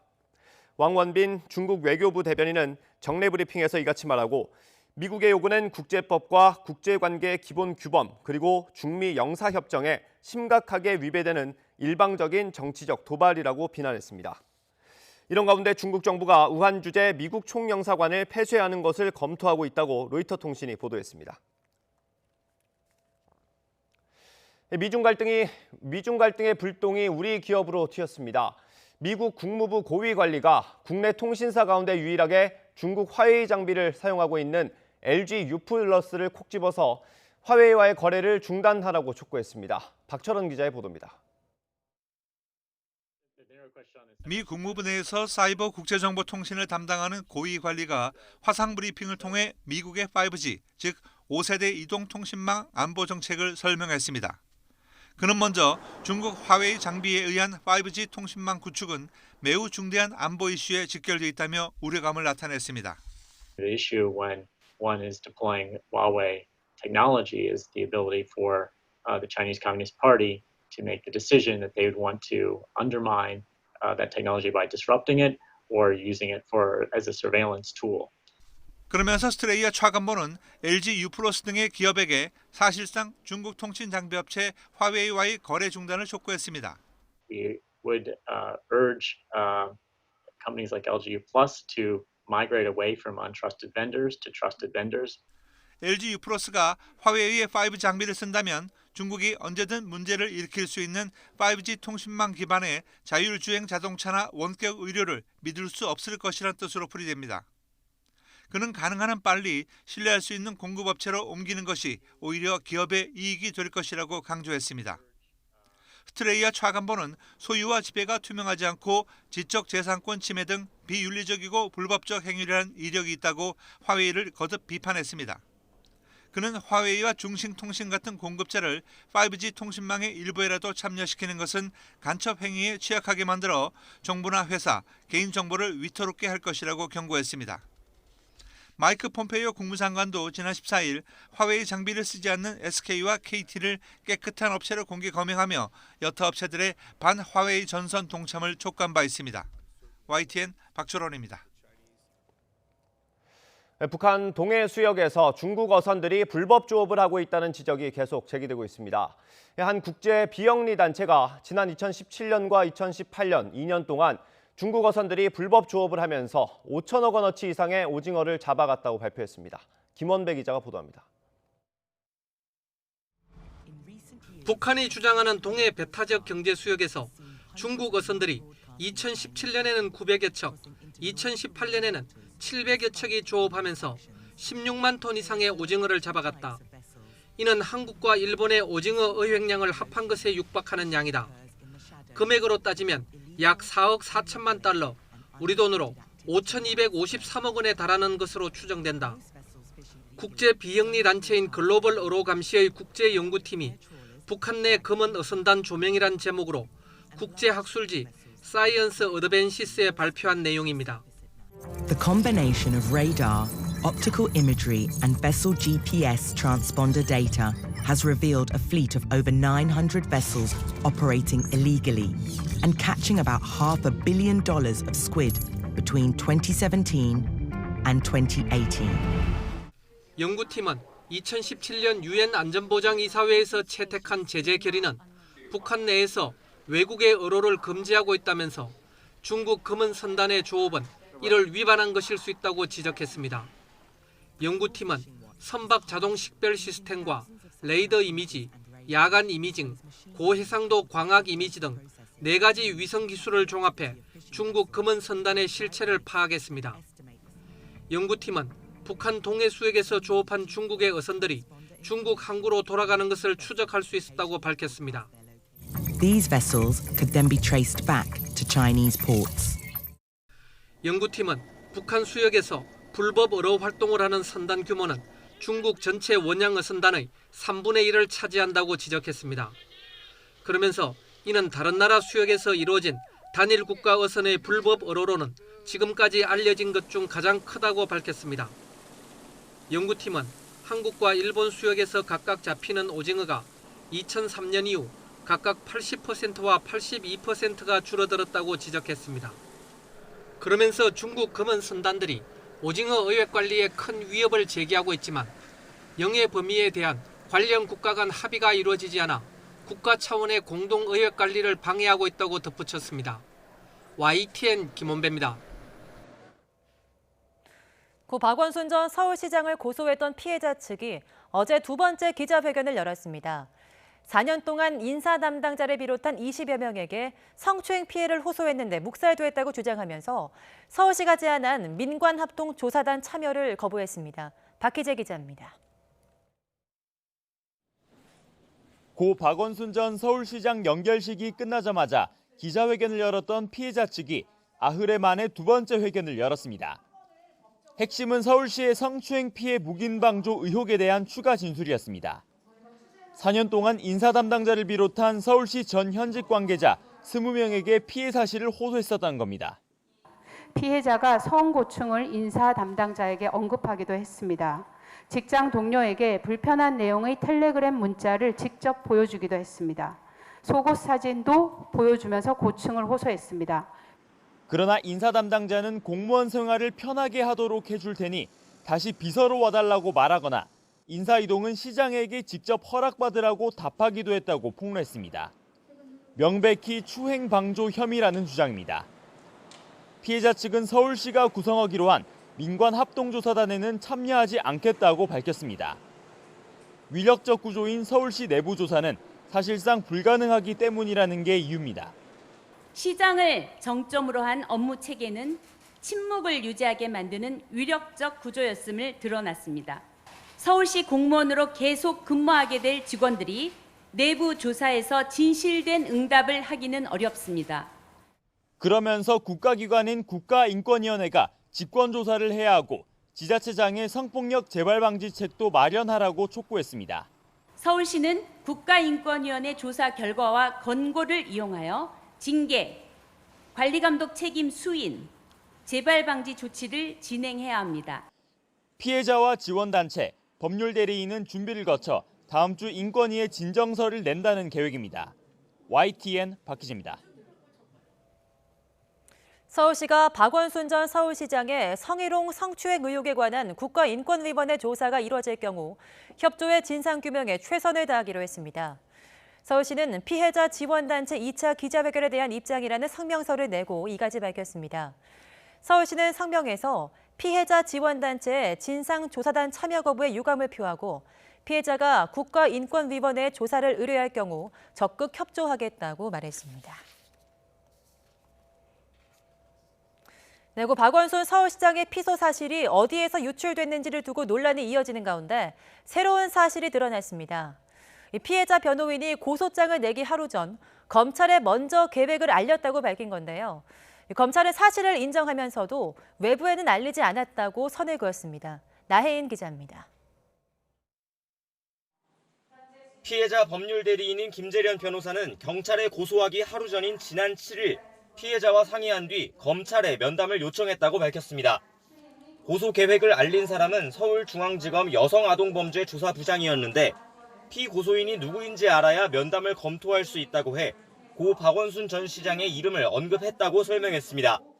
증거 확보의 필요성 때문에 고소를 하고 바로 피해자 진술이 필요해서 면담을 하고자 한다. 피고소인에 대해서 말씀을 드렸습니다. 다음 날인 8일 오후 해당 부장검사를 면담하기로 했지만 검사가 약속을 돌연 취소해 경찰에 고소하기로 마음을 굳혔다는 게 피해자 측 주장입니다. 본인의 일정 때문에 7월 8일 면담은 어려울 것 같아. 아무래도 중앙지검으로 고소장을 접수하는 것은 적절치 않을 것 같아서 이에 대해 서울중앙지검도 김 변호사의 면담 요청이 있었다는 사실은 인정했습니다. 다만 통화 사실이나 내용, 고소 여부 모두 상급 기관에 보고하거나 외부에 알리지는 않았다고 강조했습니다. 고소장이 접수된 사실도 이튿날인 9일 오후에야 경찰의 보고로 처음 알게 됐다고 해명했습니다. 중앙지검은 현재 제3자가 고발한 박 전 시장의 피소사실 유출 의혹 수사를 담당하게 된 곳입니다. 정보를 유출한 적이 없다고 선을 긋긴 했지만 적어도 고소 전에 관련 사실을 알고 있었다는 점에서 수사를 이끄는 게 맞느냐는 비판이 일 것으로 보입니다. 피해자 측은 누설 의혹을 둘러싼 진상 규명을 거듭 촉구했습니다. 피해자 측의 고소 죄명이 명시된 고소장이 경찰에 제출된 시각 이후 박 전 시장의 연락 내역 등은 중요하게 확인되어야 한다고 생각합니다. 정세균 국무총리도 국회 대정부 질문에서 법과 원칙에 따라 수사한 뒤 책임질 사람들은 책임져야 한다고 말했습니다. 만약에 그게 이제 피해자에게 전달이 되었다면 특히 그것이 진원지가 경찰이라든지 이 정부 쪽에서 그런 일이 이루어졌다면 그것은 거기에 대한 책임이 따를 일이라고 생각합니다. 유출 관련 수사가 어떤 방향으로 향할지 시선이 쏠린 가운데 경찰도 다른 수사 과정에서 혐의점이 확인되면 정보 유출 부분도 검찰과 관계없이 수사에 나설 수 있다는 입장입니다. YTN 나혜인입니다. 더불어민주당 남인순 최고위원은 고 박원순 서울시장의 성추행 의혹과 피소 사실 유출 경위 등에 대해 침묵으로 일관했습니다. 남 최고위원은 어제 아침 회의 직후 자신의 보좌관으로 근무한 임순영 서울시 젠더특보에게서 박 전 시장 의혹에 대한 보고를 받았는지 등을 묻는 취재진의 질문에 아무런 답을 하지 않았는데요. 직접 들어보시죠. 의원님, 임순영 젠더특보한테 미리 보고 받으신 거 있으세요? 박 전 시장님이랑 확인에 전화하신 내용 있으세요? 아니 이렇게 가실 게 아니라 설명을 해주세요. 이게 뭐 일주일 동안 아무 얘기도 안 하셨어요. 임순영 특보한테 보고 받으신 거 있으세요? 박원순 시장한테 직접 전화하신 적 있으신가요? 정말이 궁금하시죠? 여성 인권 운동 하셨는데 이번 사태에 너무 아무 말씀도 없으시다는 비판도 많습니다. 이동재 전 채널A 기자와 함께 검언 유착 의혹 핵심 당사자로 지목된 한동훈 검사장이 그제 첫 검찰 조사를 받았습니다. 한 검사장은 협박을 공모했다는 의혹에 대해 전면 부인한 것으로 전해졌습니다. 박사경 기자가 보도합니다. 검언 유착 의혹으로 이동재 전 채널A 기자가 구속된 데 이어 한동훈 검사장이 피의자 신분으로 첫 검찰 조사를 받았습니다. 조사는 오전 11시 반쯤 시작해 조서 열람 없이 저녁 8시까지 이어졌습니다. 한 검사장은 비공개로 출석한 데다가 조사받을 사실도 비밀에 붙여져 만 하루가 지나서야 관련 사실이 알려졌습니다. 검찰은 한 검사장을 상대로 이 전 기자가 유시민 노무현 재단 이사장의 신라젠 의혹 연루 정황을 취재하는 과정에 관여한 사실이 있는지 추궁한 것으로 알려졌습니다. 지금까지 자신은 취재 과정에 전혀 관여하지 않았다고 주장해온 한 검사장은 검찰 조사에서도 공모 관계를 전면 부인한 것으로 전해졌습니다. 검찰은 지난주 구속된 이 전 기자도 월요일부터 사흘 연속으로 소환해 한 검사장과의 구체적인 범죄 공모 정황을 확인하는 데 주력했습니다. 이 전 기자는 이철전 밸류인베스트 코리아 대표에게 편지를 보낸 뒤 지인으로 알려진 제보자를 만나 한 검사장과의 친분을 내세우면서 협박성 취재를 한 혐의로 지난 17일 구속됐습니다. 다만 강요미수 혐의가 적용된 이 전 기자의 구속영장에 한 검사장이 공범으로 적시되진 않은 것으로 전해졌습니다. 이 전 기자 측은 검언 유착 의혹이 조작된 것이고 제보자와 MBC 등이 함정을 파 자신의 발언 취지를 왜곡했다는 입장을 굽히지 않고 있습니다. 이 전 기자와 한 검사장의 범죄 공모 의혹을 둘러싼 진실 공방은 내일 열릴 예정인 검찰수사심의위원회에서 정점을 찍을 것으로 보입니다. 수사 타당성과 수사 계속 여부 등을 논의하는 심의위에는 이 전 기자와 한 검사장을 비롯해 관련 의혹을 폭로한 이철 전 대표 등 당사자들이 직접 출석할 예정입니다. 검찰은 수사심의위원회가 열린 이후 한동훈 검사장의 신병 처리 방향 등을 결정할 것으로 보여 심의위에서는 재판만큼이나 뜨거운 논쟁이 오갈 것으로 예상됩니다. YTN 박서경입니다. 이동재 전 채널A 기자 측이 핵심 증거로 거론되는 한동훈 검사장과의 대화 녹음 파일을 공개했습니다. 이 전 기자가 취재 계획을 말하자 한 검사장이 해볼만 하다고 답한 부분을 두고 당사자와 수사팀의 해석이 크게 엇갈리고 있습니다. 직접 들어보겠습니다. 이철 막 와이프 찾아다니고 막 이러는데 그건 해볼만 하지. 어차피 유시민도 지가 불었잖아. 나올 것 같으니까. 네네. 이철이랑 이 사람 먼저 지가 돌리기 시작하잖아. 이철 교도소에 편지를 썼거든요. 이렇게 당신 어차피 그러니까. 자네들이 너 다 버릴 것이고 너 그런 거 하다가 한두 걸리면 되지. 이번에 공개된 녹취에는 한동훈 검사장이 추미애 법무부 장관을 거칠게 비난하는 내용이 담겨 있는가 하면 한 검사장과 이 전 기자의 친분을 엿볼 수 있는 대목도 있습니다. 계속해서 들어보겠습니다. 일개 장관이 헌법상의 국민의 알 권리를 포샵질을 하고 있어. 국민의 알 권리가 나중에 알아도 될 권리야? 맞습니다. 내려온 언론사도 좀 있어서요, 선생님. 여기? 네. 꽤 많이 왔다거든요. 아니. 목사님 뵈러 이렇게 여태까지 온다고 했는데 내가 날 좀 풀리노라 이렇게 추울 때 와서 그래. 네. 그래갖고 우리가 잘. 그래도 오면 바다라도 좀 봐야지.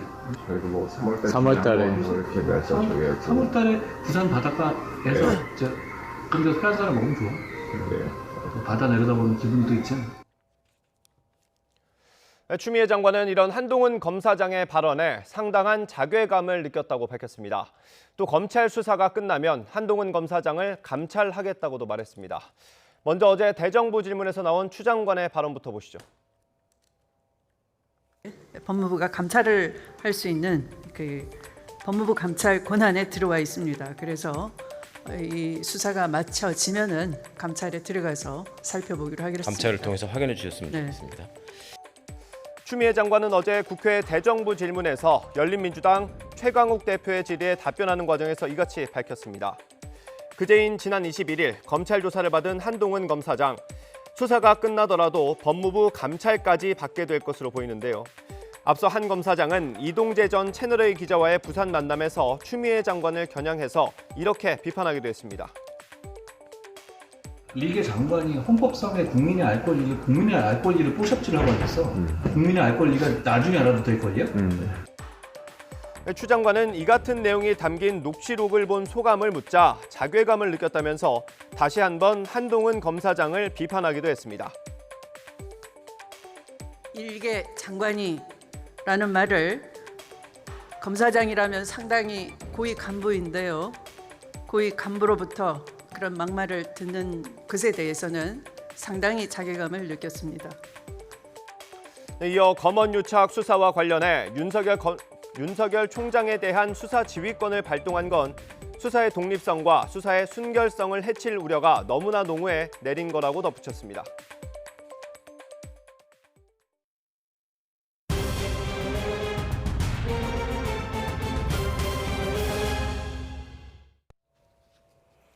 네, 부대 내 집단 감염이 발생한 경기도 포천의 육군부대에서 모두 14명이 코로나19에 감염된 것으로 확인됐습니다. 8사단 소속 모 부대 장병 220여 명 전원에 대한 검사 결과 기존 환자 13명 외에 1명이 어제 오후 추가로 코로나19로 확진됐습니다.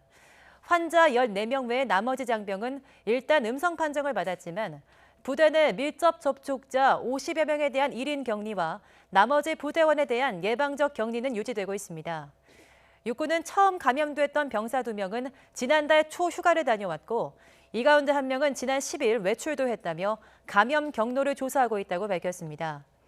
군에서 20일 만에 확진 환자가 발생하면서 군내 누적 확진 환자는 58명에서 72명으로 늘었고 군이 자체 격리 조치한 인원은 1,100여 명입니다. 네, 전국 교회에 대한 방역 강화 조치가 시행된 지 2주가 지났는데요. 정부는 교회 소모임 등을 통한 감염이 거의 발생하지 않고 있다며 내일부터 방역 강화 조치를 해제하기로 했습니다. 어제 있었던 정 총리의 중대본 회의 발언 직접 들어보시죠. 최근 교회 소모임 등으로 인한 감염 사례가 거의 발생하지 않고 있습니다. 이에 따라 교회의 방역 강화 조치를 7월 24일부터 해제하고자 합니다. 다만 상황에 따라서는 지자체별 행정조치가 가능하다는 점을 말씀드립니다. 이라크에 계시는 우리 근로자 300여 명의 안전한 귀국을 지원하기 위해 군용기가 내일 출발합니다. 외교부, 국토부 등 관계부처에서는 우리 근로자들의 안전과 건강을 위해 이송과 방역 지원에 빈틈이 없도록 잘 준비해 주시기 바랍니다. 네, 무관중으로 진행 중인 야구 경기장에 방역 아이디어가 속속 등장하고 있습니다. 일본, 타이완 등 이웃나라 상황과 맞물려서 언제쯤 관중 입장이 허용될지도 관심입니다. 보도에 서봉국 기자입니다.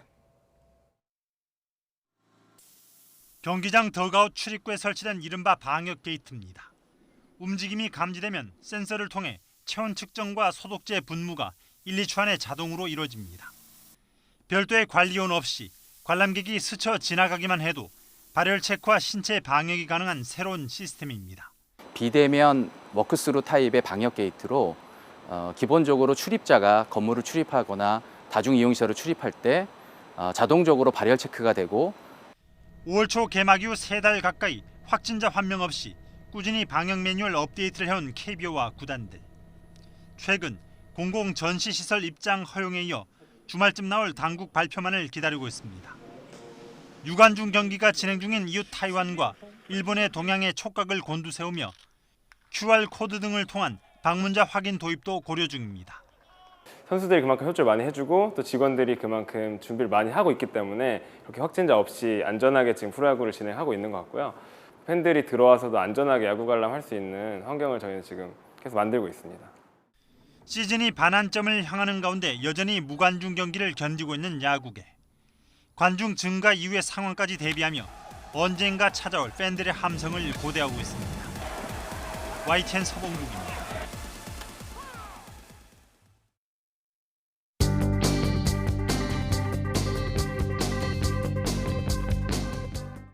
(7월 23일) 목요일 조간 브리핑 시작합니다. 소득세 최고 세율 45%, G7에서도 가장 높다. 고소득자만 콕 집어 세금을 늘렸고 근로자 39%는 여전히 면세라고 조선일보가 요약했습니다. 경향신문은 슈퍼부자 더 내고 동학개미 덜 낸다고 정리했습니다. 같은 면에는 이재명 경기지사의 고용 불안정 보상 발언을 담았습니다. 공공부문 비정규직, 고용기간 짧을수록 더 많은 보수 지급. 미국, 휴스턴 중국 총영사관 폐쇄하라. 24일 오후 4시까지로 시한 못 박아. 이어 뒷면에는 중국 외교공간까지 닫아버린 미국, 당규를 뺀 가장 센 조처라고 심각성을 내비쳤습니다. 눈에 띄는 기사 보겠습니다. 인터넷 떠돈 고소장 문건, 피해자 어머니와 친한 목사가 유출. 전직 비서 A씨의 어머니는 우리 딸이 이런 힘든 일을 당한 상황이니 기도를 부탁한다며 해당 내용을 보냈고 목사는 이 문건을 다른 사람에게 전송했다고 전했습니다. 목사 등 2명은 고소됐습니다. 흑인의 생명은 소중하다. 강인한 연대의 팔짱. 연방 요원들로부터 시위대를 보호하겠다며 평범한 사람들이 만든 특별한 장면. 이른바 엄마의 벽으로 불리는 연대입니다. 멸종위기 자이언트 판다. 한국에서 처음 새끼 출산. 에버랜드 동물원에서 사는 판다 한 쌍 사이에 길이 16.5cm, 몸무게 197g의 암컷이 태어났습니다. 출산한 엄마 판다가 세상을 처음 마주한 아기 판다를 보는 모습, 사진으로 남았습니다. 조간 브리핑 조용성입니다. 굿모닝 YTN 60초 뒤에 계속됩니다. 메이킹! 화장실 갈 때와 나올 때가 확 달라집니다. 변비, 복부팩만, 식욕부진 한 번에 싹! 메이킹! 시원하게 변비 끝! 유쾌! 상쾌! 통쾌! 변비 안녕! 여러분 기프트 좋아하시죠? 특히 고려 기프트가 진짜 좋아요. 이거 광고예요! 공공기관 우선구매 대상기업 한총물에 엄청 많은 고려 기프트는 엄청 싸대요. 이름만 더면 다 아는 기업체 공공기관에서 엄청 주문하는 고려 기프트 사달래요 사장님이. 다리를 짓는 건 시간의 문제지만 나라를 잇는 다리는 시대가 변하는 이야기. 리조트를 짓는 건 시간의 문제지만 자연까지 생각한 리조트는 시대가 변하는 이야기. 박물관을 짓는 건 시간의 문제지만 나라의 보물을 지키는 박물관은 시대가 변하는 이야기. 그리고 당신의 삶이 변하는 시대에 남을 아파트. 천안 신박 삼부 르네상스. 시대를 짓다 삼부토건.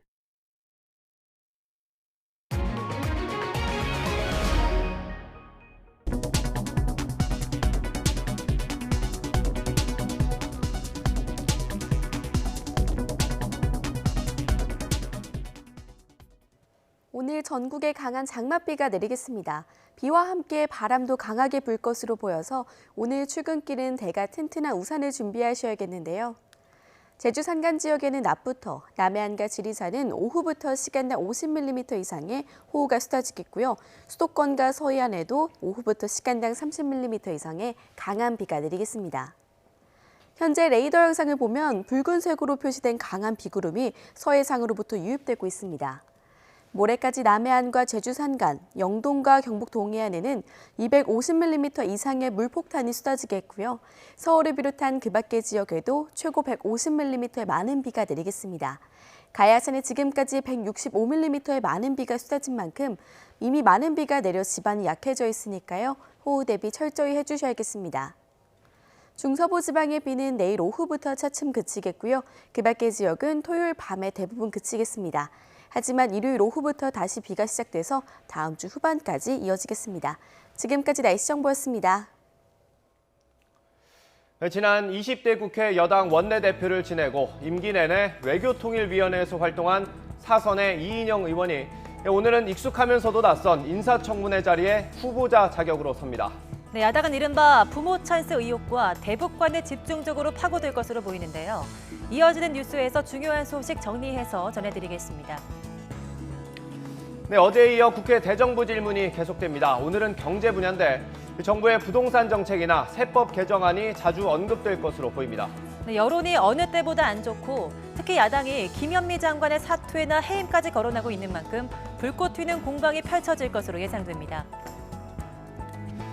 네, 오늘 우리 군용기 2대가 코로나19가 확산하고 있는 이라크로 향합니다. 네, 우리 노동자 297명과 안타깝게 현지에서 숨진 노동자 1명도 함께 군용기에 오르게 됐습니다. 예정대로라면 우리 군용기는 내일 인천공항으로 들어올 예정입니다. 굿모닝 YTN 여기서 마치겠습니다. 저희는 여기서 인사드리겠습니다. 고맙습니다.